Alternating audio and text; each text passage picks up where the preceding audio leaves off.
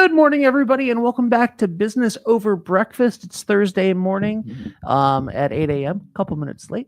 Welcome back to Business Over Breakfast. My name is Ben Barber from 321 Media, and I am here as always with a member of the Ocean Community Chamber of Commerce. And today I'm very excited because that person is Grace Lund. Grace, how are you? I'm good. How are you? Good, thanks. And we are joined by a very special guest today, Caitlin Meyer. Caitlin, how are you? I'm wonderful. How are you? Good, thanks. All right, so let's get into it. Caitlin, tell us a little bit about what you do. Absolutely. Yes. So, hi, my name is Caitlin. I'm the executive director of the Eastern Connecticut Symphony Orchestra. This is our 79th season here in the region. Yeah, we're so excited to be here today. That is awesome. How long have you been involved? That is a very great question. I recently became the executive director in August. However, I was in the Eastern Connecticut Symphony Youth Orchestra from, let's see, from sophomore year to senior year of high school. So I've been with the organization for a while. And actually, the first concert I ever saw was also nice. the ECSO when I was about 5. Yeah. That's awesome. What did you play? I play the flute. Nice. Yeah. Do you still play the flute? I do. Yes. Yeah. I played the flute for roughly 4 band practices, and then gave up on it. So I commend you. I started flute in 5th grade and I ended flute in 5th grade. Oh, same. I started flute in 5th grade and I never touched a flute again. Yeah. It's an instrument that takes a ton of skill.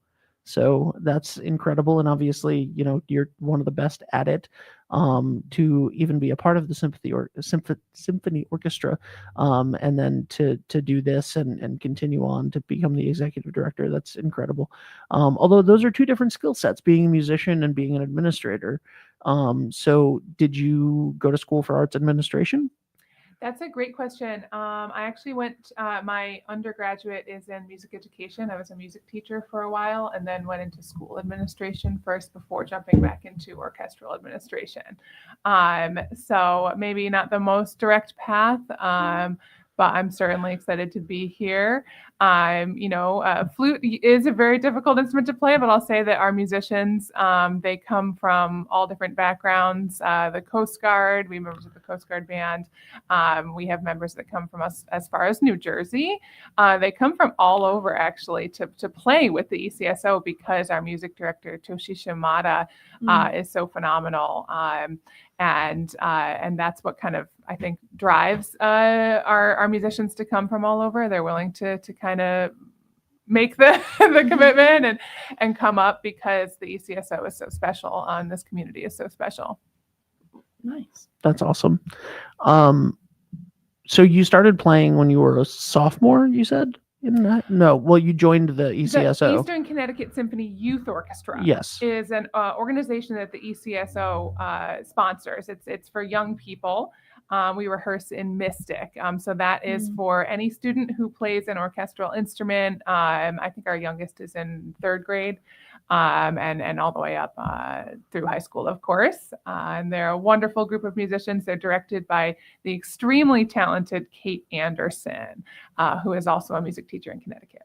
Oh, that's fantastic. How old were you when you started playing? I was in 4th grade when I started playing flute, although I played piano before that. Okay.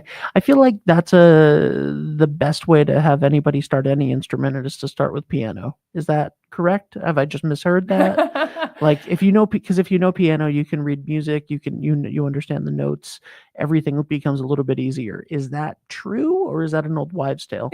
I think that might be a bit of an old wives' tale.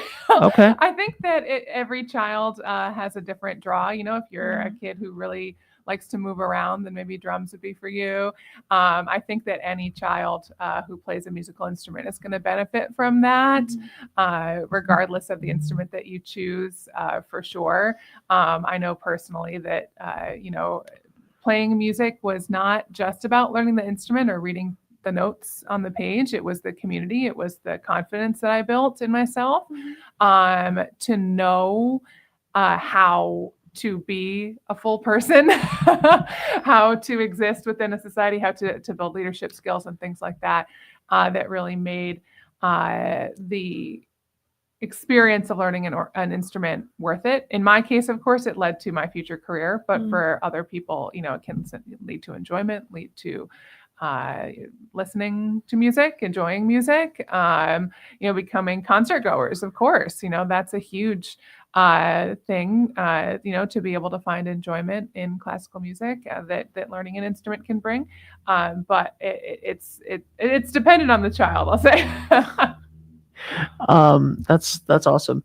Now, you were previously the director of education for Springfield Symphony Orchestra. Symphony. I keep saying sympathy. I just have a lot of sympathy this morning. Yeah. How has what was it like to be the director of education for a program? Yeah, so the Springfield Symphony Orchestra is Springfield is a large city. So Springfield is a large orchestra as well, and they're doing a phenomenal job still. The orchestra world is a small one. So we all communicate with each other, and so the SSO and the ECSO still very much are, we're partners, I'd say, in this field, to ensure that we're providing quality music to our individual constituents. I'm extremely glad to be back home. I loved working with the SSO. They're a phenomenal group of folks, and they are doing just a knockout job for sure. But I'm from this area, and so being able to give back to this area is really important to me. Tell me a little bit about your music director, because he's in his 16th season.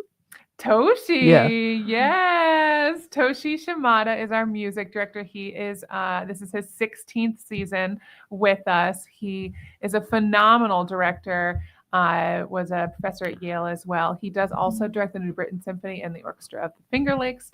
And he is, I'd say, the reason that many people come to our concerts. He is a brilliant conductor, really interprets the pieces so movingly. We just had a wonderful concert last weekend that featured Bolero and Symphonie Fantastique that we got a lot of feedback on, from it being like, wow, that was really, one of the most moving times. Bolero is this very well-known piece, right? We hear it in the media.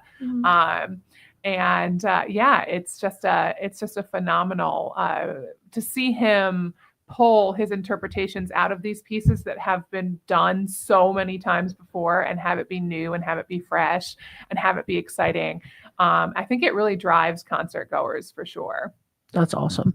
And now upcoming is the next one that you have, the Holiday Spectacular? Our Holiday Spectacular. That's right. It's the 3 p.m. show at the Gard Arts Center in downtown New London. Gorgeous. Beautiful historic venue. We're so lucky to be there. It's a matinee, so it's perfect for families.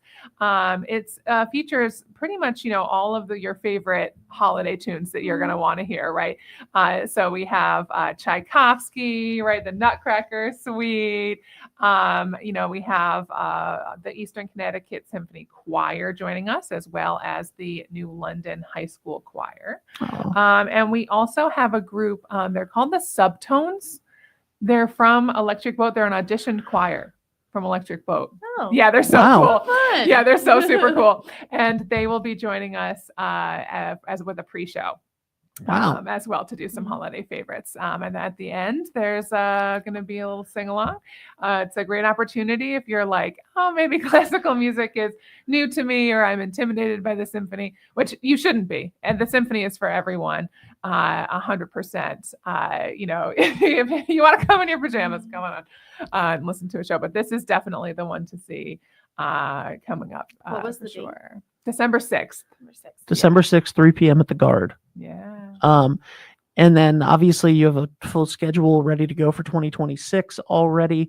As the executive director, how far ahead in the future do you have to look as far as like programming, fundraising, grants, ticket sales, all of that stuff. Like, where are obviously the musicians are focused on December 6th right now. Where are you? Where are you focused?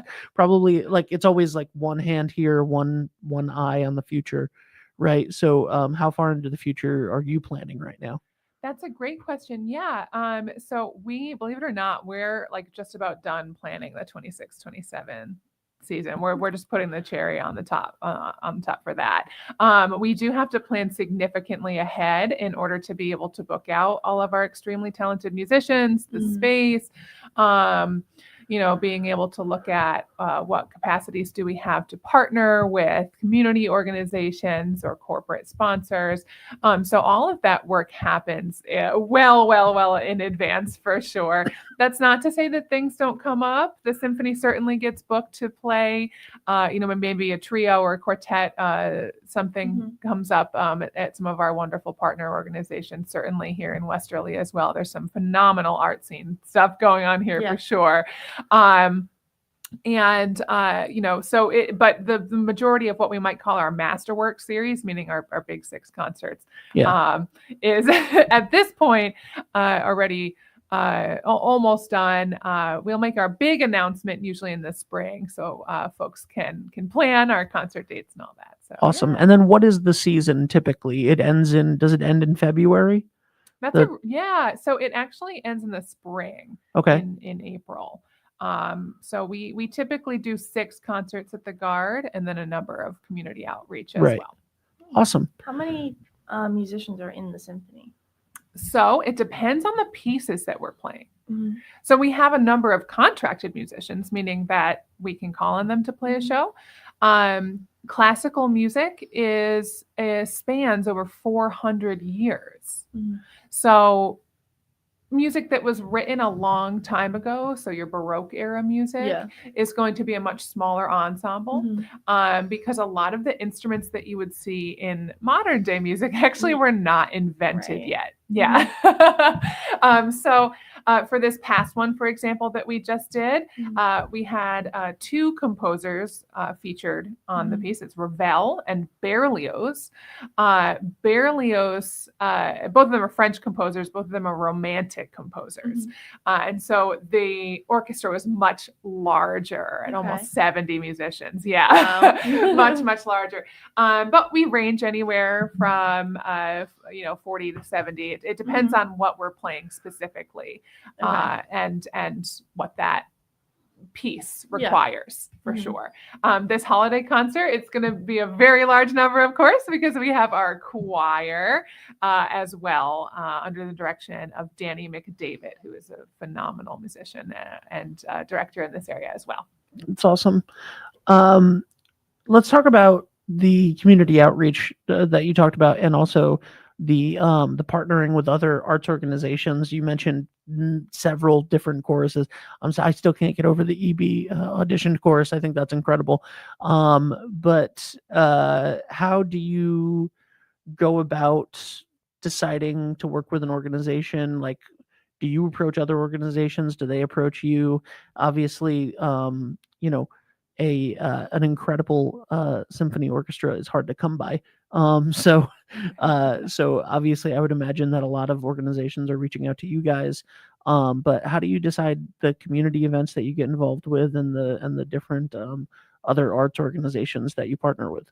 Absolutely. Yeah. So a lot of our outreach is, of course, in the education sphere. We do music in the schools, and we also do library. We have a group called the Friends of the Symphony, and they volunteer for us and do a whole host of things, not the least of which is a library reading program, and they go and read to students, young children, about symphony orchestras and things like that, or just music in general, and they do a phenomenal job with that.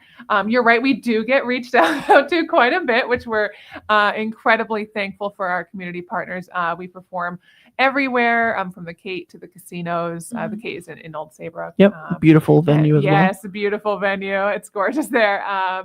And those folks, it's dependent more on what they're looking for. A small group or a full orchestra are absolutely things that we can do. we've also partnered with some beautiful arts organizations as well in the area, maybe in the vein of fine arts as well, to provide quality performance opportunities. Fun fact for you, Connecticut is, for a state, has the highest per capita of orchestras of any other state in Wow. the nation. Really? Yes, but the ECSO is the only professional orchestra like in our region at all, and like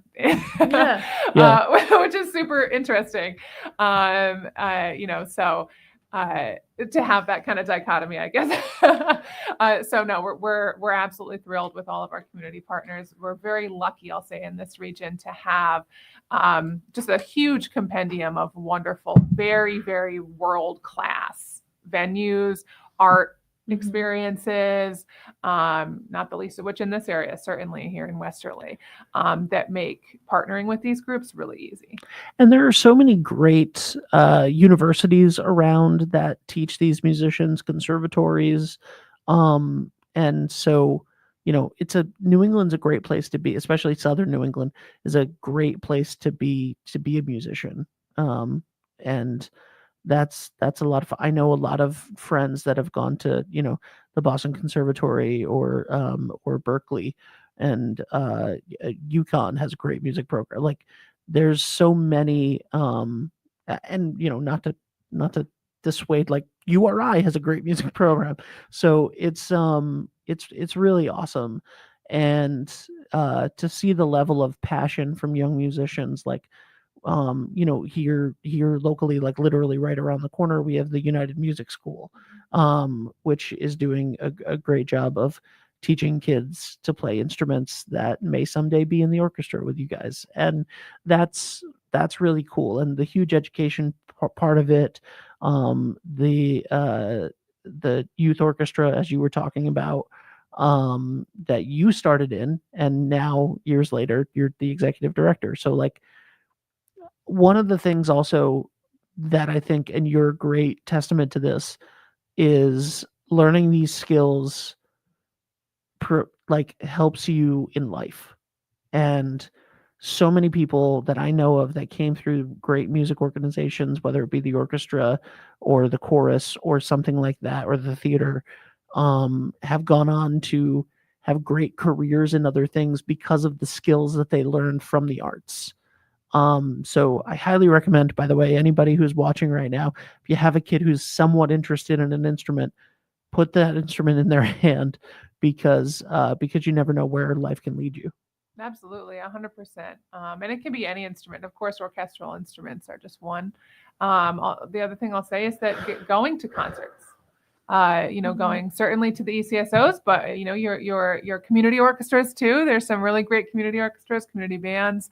Going to live music and experiencing that is so much different than listening to it on YouTube or something like that. It can really help instill that joy in young people for sure. What's your favorite part of your job? My favorite part of my job? Oh, that's such a good question.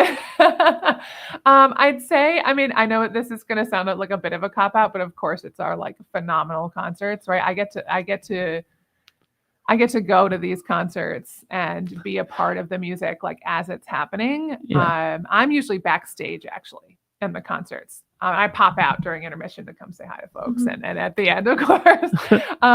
But I actually get to be like backstage hearing it as it's happening, and it feels like you're inside the music. It's really neat. Yeah. That's awesome. That's very cool. All right. How can people get involved with the orchestra? That's fabulous. Come to one of our concerts, of course. Come see us at the Guard. Or you can check out our website. We, of course, have an audition choir as well, professional choir, that you could join, or you can join the Friends of the Symphony, which is our outreach group. And all of that information is on our website. But we really hope to see everybody at a concert soon. Absolutely. And the next one is December 6th at the Guard, the Holiday Spectacular, 3 p.m. It's a great time, by the way, for a show. Yeah, it's the I love a perfect matinee. time. I love a middle of the afternoon matinee. It's the best time. 1 to 3 matinee, somewhere in that range is really nice. Yeah. I really 3 to 5 is my sweet spot Is of it? like of like I'm not too tired, but also I can like get out of whatever I'm doing for the day before that. Yeah, 3 to 5 is my sweet spot. So that's awesome. Holiday Spectacular, December 6th at the Guard. I love it. Grace, what's going on in your neck of the woods with We've got the a chamber lot. right We now? are Oh yeah, it's busy it's this week. it's holiday time. Yes. I saw you guys putting up the tree. We did. We put the tree up on Monday.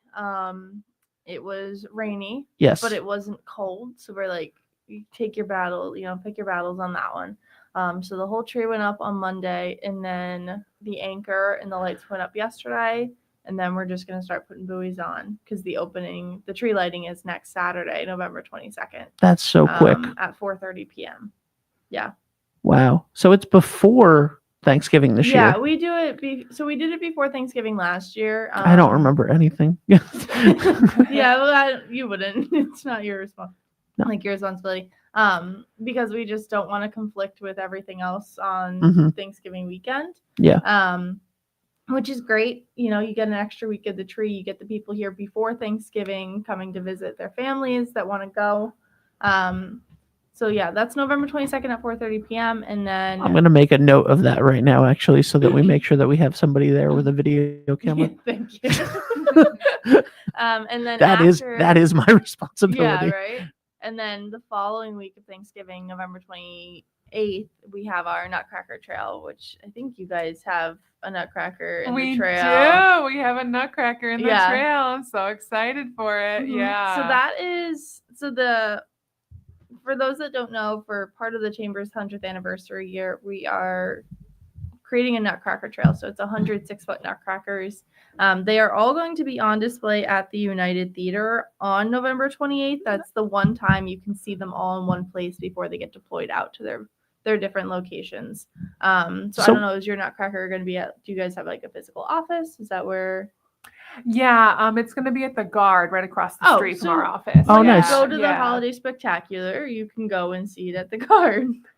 Very nice. I think we're gonna put our Nutcracker right outside this window, so it's just staring at people. Oh, nice. Is Yeah. it weatherproof? I have no idea. I I don't know. It'll probably be in our lobby, scaring me every time I walk into the office alone. Just move it around the Ugh. office. Oh, that would be great. Oh, yeah, that would be great. That'd be fun. You know what? Maybe I'll just put ours at the Guard as well. Yeah. That way it has a friend. Yeah. So the kickoff event is November 28th, and it's 3 to 7:30 p.m. And so the admission is $5 per person, or it's $10 for a family of 4.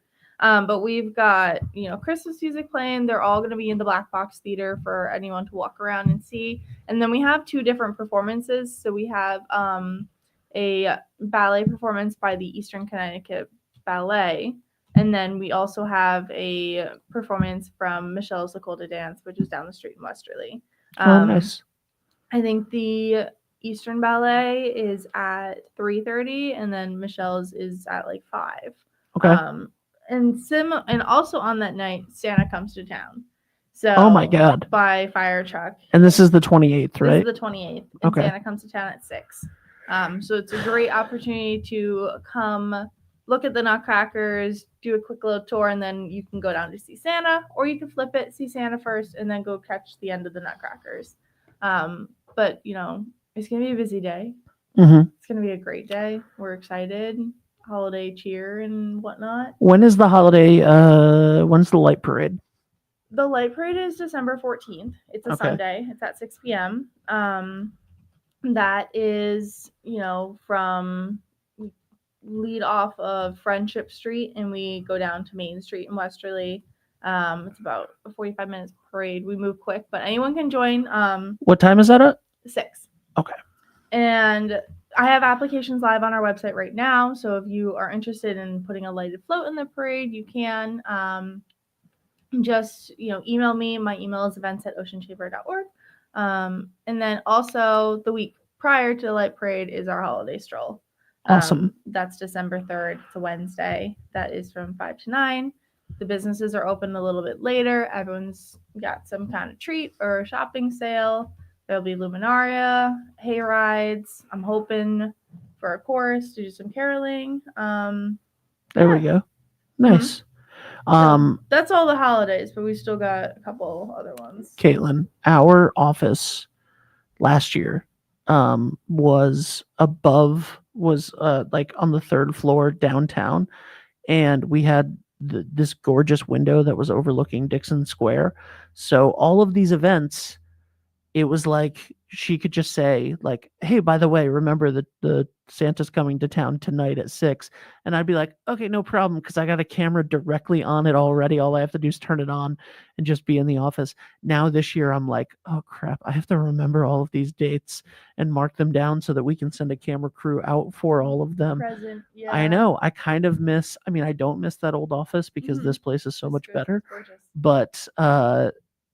But man, for all of these events, the light parade, even like the Veterans Day parade, which unfortunately got canceled. Mhm. Like I was like, oh, I have to be cognizant of when that is now, Mhm. because for a year it was literally just anything's happening downtown, just point a camera out my window and we can capture it. So I have all of the things marked down. I will make sure we have people there to cover them. Nice. Thank you. I have 2 more. You have 2 Yeah, more? I How have many? 2 Oh my more. God. All right, go. Well, next Wednesday, November 19th, is our 50 over 50 reception. Yes. At the Chorus of Westerly, which is 119 High Street. Tickets are $25. This is just an opportunity to celebrate our 50 over 50, business and community leaders in this community. Yeah, obviously community leaders in this community. And, what they've contributed to us and all the different organizations, nonprofits, arts groups in the area. So Yeah. we're very excited about that. That is 5 to 7 p.m. And tickets can be purchased at oceanchamber.org. Love it. The 50 under was so great. We're expecting a very similar turnout for this one. We've got music, some light appetizers, drinks. It's going to be fun. We're excited. That's awesome. And then the other thing I have is we have a ribbon cutting next Thursday, November 20th at The Spot, which is in Groton. It's 11 Buddington Road. The celebration runs from 4 to 5:30, but the official ribbon cutting ceremony is at 4:45. Perfect. And I think that's the next 3 weeks for us. I can't believe all of that is just happening in 3 weeks. Yeah. And then we're gonna go rock out at the Holiday Spectacular. Listen, I think Exactly. rock out is an appropriate term for a symphonic orchestra for a 100%. holiday Absolutely. spectacular, especially. Totally metal. Like, yeah, absolutely. Yeah. I mean, and with all of our events, we're always accepting volunteers. Awesome. You can sign up for the Lobster Trap Tree. You can sign up to help us move nutcrackers. But you can email me, events@oceanchamber.org. If your kid needs some serious community service hours, I will put them to work. Yes, you will. Yeah. Yes, you will. Do you guys take volunteers over at the ECSO? We have the Friends of the Symphony. Yeah. And they do a lot of our volunteer work, which is fabulous. Yeah. Awesome. And how do people join the Friends of the Symphony You can again? go to our website, ectsymphony.com. Okay, and I'll make all sure the that I link information's that there, yeah. right now in the comments for everybody. And anything else you want to promote before we go today? No, we're just thank you for having me today, and then we look forward to seeing our wonderful Westerly community at more of our events. Yeah. Awesome. Thank you guys so much for being here. Appreciate it. And we'll see you next time on Business Over Breakfast. I want to say a huge thank you to all of the Chamber champions scrolling across the bottom of the screen right now. And a big thank you to our 2 advertisers on the 321 side that keep this show coming to you free every week at 8 a.m. And that would be Lathrop Insurance and Wireless Zone 224 Post Road in Dunn's Corners. Thanks, everybody. Bye for now. What's going on, everybody? It's Patrick down here at the Wireless Zone at 224 Post Road, Dunn's Corners. And this weekend, the new iPhone is here, and we have them all in stock. Come get the brand new orange iPhone 17 Pro or the brand new razor-thin iPhone Air. The best part is trading your old iPhone and get up to $1,100 off, meaning you get the brand new iPhone for free. But this weekend, you can get the brand new iPad and Series 11 Apple Watch for free. It's all happening down here at the Wireless Zone at 224 Post Road, Dunn's Corners. Don't delay, stop in today. Hi, this is Dan from Lathrop Insurance. In this challenging insurance environment, Lathrop Insurance can be your beacon in the storm to help you find the coverage you need at the right price. Now, more than ever, you need a partner in the insurance industry that can work with multiple carriers to make sure you have the right coverage at the right price. Lathrop Insurance carries home, auto, and business insurance and can be reached at 401-596-2525. We've been supporting the local community since 1939, and we look forward to working with you.